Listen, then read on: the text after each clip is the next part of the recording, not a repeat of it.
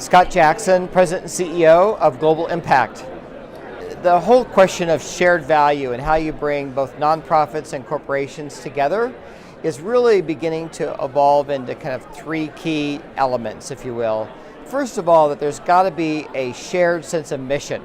So the corporation and the nonprofits have to have some sense of water and sanitation or women and girls, but really care about an issue or a geography that's important to both sides. Secondly, is that they really have to have the right protocols and processes so they can design a partnership, everything from the brand to the program itself to how they implement.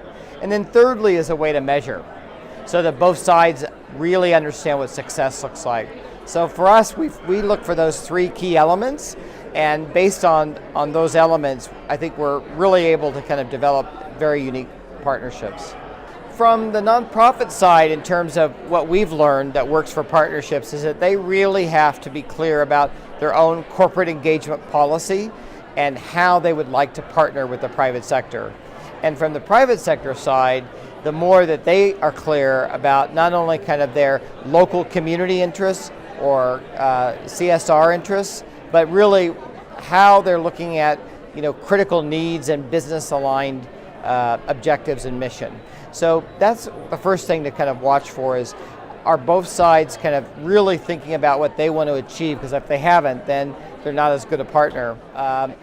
No longer does the private sector really have the ability or the bandwidth to just constantly receive proposals from nonprofits and kind of look at a stack of proposals or a set of emails and get back to them. Instead, the nonprofit side really has to do their homework and understand where the company is, what they're trying to achieve, and start a conversation, if you will.